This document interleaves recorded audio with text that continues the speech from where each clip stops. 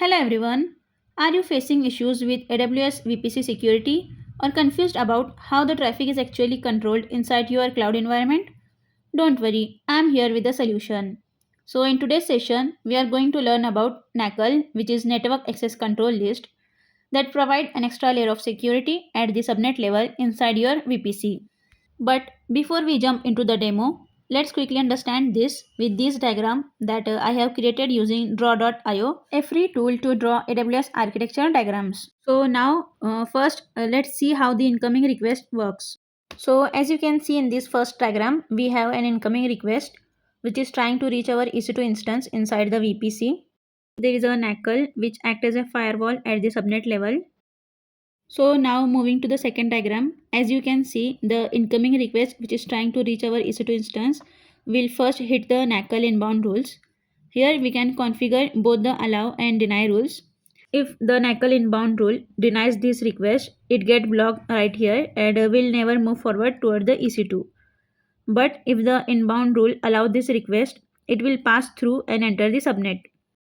So here the NACL allows this incoming request and it enters the subnet.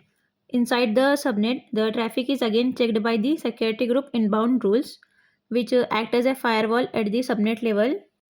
But the security group supports only the allow rules. So if we have added the inbound rules here, then the request will move forward and reach the EC2 instance. So as the incoming request has successfully reached our EC2 instance, the instance now send a response back. Since the security groups are stateful, which means as we have added the security group inbound rules, the outbound traffic is automatically allowed. We don't need to add any extra outbound rules here. But as this request leaves the subnet, it is again checked by the NACL outbound rules. Unlike the security groups, NACL are stateless. So even though we already allowed the NACL inbound rules, we must explicitly allow the NACL outbound rules as well. So if the outbound rule denies it, the request will get blocked right here. But if the NACL outbound rule allows it, the request will leave the VPC and reach to the user. So this is how the incoming request works. Now let's see how the outgoing request works. We start from this EC2 instance. As soon as the request leaves the instance, it is first checked by the security group's outbound rules, as you can see here, which act as a firewall at the instance level. So if we have added the outbound rules here, it passed through the subnet. So the next request is checked by the NACL outbound rules at the subnet boundary. If the NACL outbound rule denies it, the request is blocked right here. But if the NACL outbound rule allows it, the traffic exits the VPC and travel toward the destination. When the response returns and enter back into the VPC, it first hit at the NACL inbound rules. Since the NACLs are stateless, we must explicitly define both the inbound and outbound rules. So if the NACL inbound rules denies this response, it gets blocked right here and will never enter the subnet. But if the NACL inbound rule allows it, so the request will pass into the subnet, and finally at the instance level, the security group allows this inbound response automatically because the security groups are stateful, which means as we have already allowed the security outbound rules, the inbound rule will automatically get allowed. So this completes the flow of incoming request and outgoing request. Now let's see the example of how the NACLs works in a real scenario inside a VPC.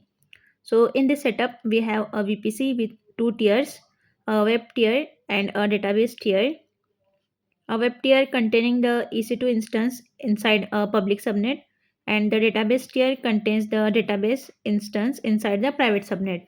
So the communication between these two tiers happens over the port 3306, which is the MySQL database port. So as you see, we have a web NACL which act as a firewall for the web tier subnet, and here we have a database NACL which act as a firewall for the database private subnet. So these two NACL ensures that the communication over the port 3306 and the ephemeral port is permitted between the two tiers as the EC2 instance initiates a request to the database. So if web NACL allow the outbound traffic TCP on port 3306 which is going towards the database subnet sider. On database side, if the database NACL allow inbound TCP, on port 3306 from the web subnet side. So this ensures that the request sent by the EC2 instance is accepted by the database instance. Now when the database instance responds back, it does not use port 3306. Instead, it replies on an ephemeral port. Ephemeral ports are just temporary client-side ports in the range between 1024 and 65535, which is automatically picked by the operating system when starting a connection. So as the database instance responds back, the database NACL must allow outbound TCP traffic on port between 1024 to 65535 towards the web subnet side. After this, when the response reaches the web NACL, it must allow inbound TCP traffic on the same port range from the database subnet side, so the EC2 instance in the web tier can actually receive that response. So this is how the NACL works inside a VPC, and the key point is that ephemeral ports are important in all client-server communications to ensure the responses return to the correct client. After this, now let's see the difference between security group and NACLs with the practical demo. After logging into the AWS Management Console, go to the VPC service. So in the left hand side under the security section, you will find the network access control list, that is NACL. Here you can see the default NACL which is created along with the default VPC. So this default NACL has both the inbound and outbound rules in allow state. If you look closely, each rule has a rule number. The lowest the number gets the highest priority. So by default, there is a 100 rule which allows all the traffic, and after that there is a star which denies all other traffic. Since 100 comes first, it takes the priority, so that's why by default all the traffic is allowed. So the next is security group supports allow rules only, but the NACL supports both the allow and deny rules. As you can see here in the NACL, we have the option to choose either allow or deny for both the inbound and outbound rules. But if we go at the security group, there is no deny option at all. The security group supports only allow rules for both the inbound and outbound rules. So the next is security groups are stateful. If we allow the inbound, outbound is automatic, but the NACLs are stateless. We must have to allow both the inbound and outbound. So let's create an EC2 instance and verify this.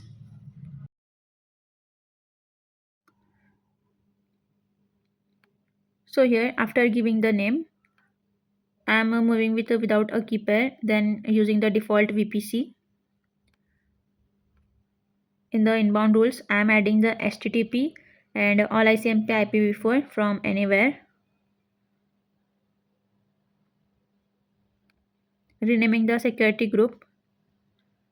Then below in the user data, I am adding the script which will update the server and install the Apache, that is HTTPD. After that, I am starting and enabling the service, and in the echo, I am simply adding the text, that is this is my website. This is for understanding. Then click on launch instance.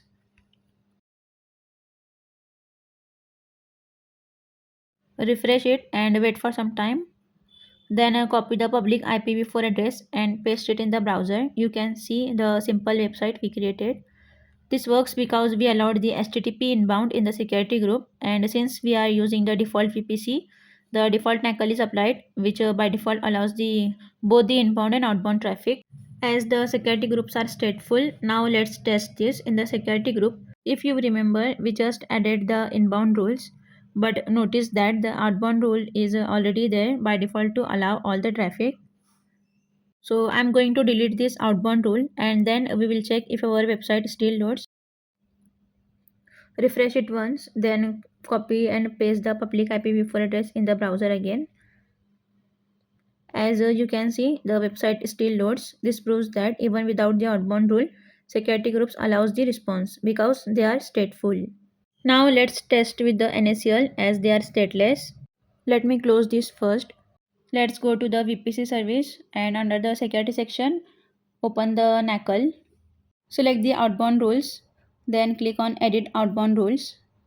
Here you can see the outbound rules that is currently allowing all the traffic. So I'm going to remove this outbound allow rule and click on save changes. Now let's test our website as I have already copied the public IPv4 address. Let me paste it. Notice the browser, it is in loading state. It is not showing the website that we have created. This is happening because the NACL are stateless since we removed the outbound rule. The server can receive the request but cannot send the response back. So now let me add this outbound rule back since this is the default NACL. Keeping outbound traffic allowed is important, otherwise it may create the problem in the future. So after adding the rule, let's test it again. As you can see, the website is loading properly and it is showing the page that we have created. Let's move forward. So the next is it evaluates all the rule before deciding whether to allow the traffic. So let's go to the security group. As you can see, all the inbound rules are we added. SSH, HTTP and all ICMP IPv4 are working here, which means the multiple rules can coexist. Now if we talk about the NACLs, they evaluate the rules in number order starting with the lowest rule number. As I mentioned earlier, in the default NACL we have rule 100 which allows all the traffic and the final star rule that denies everything else. So let's test this. I will go to the NACL and inbound rule and edit them. Since the rule 100 already exists, I am adding a new rule with the number 80 for HTTP, but this time I'm setting it to deny. So after saving, let's test the website again. As expected, it doesn't load. That is because the NACL checked the rule 80 first, the lowest number which has deny. So it blocked the traffic right away and doesn't even move forward to evaluate the rule 100. Next is the security groups applies only to the instance that is associated to it. So in our case, this is the security group and these are all the rules which is applicable only to the instance web server that we have created. But the NACL will apply to all the instances in the subnet it is associated with. So the next is security groups and NACLs both have the separate rules for inbound and outbound traffic. As you can see here in the SG also, it has both the inbound and outbound rules. So second last one is newly created security groups denies all the inbound traffic by default. So let's check it in the security group. Click on create the security group. So as you can see here, there is no inbound rules added. But you can see below the outbound rules, it allows all the traffic. So the newly created security group has the outbound rule which allows all the outbound traffic by default. At NACL, a newly created NACL denies all the inbound traffic by default. So let's create a NACL. So we have to give the name for the NACL. Then for the VPC, I am using the default VPC. Let's check this NACL. So as you can see, inbound rules are deny. So if we create a new NACL, it will deny all the inbound traffic by default. So let's check with the outbound traffic. So it also deny the outbound traffic by default. So that's it for today. Hope you have understood how the NACL and security group works. If you have any doubts, feel free to ask me in the comment section. And don't forget to delete the created NACL and launched instance to avoid the unnecessary AWS charges. So thanks for watching and stay tuned for more videos.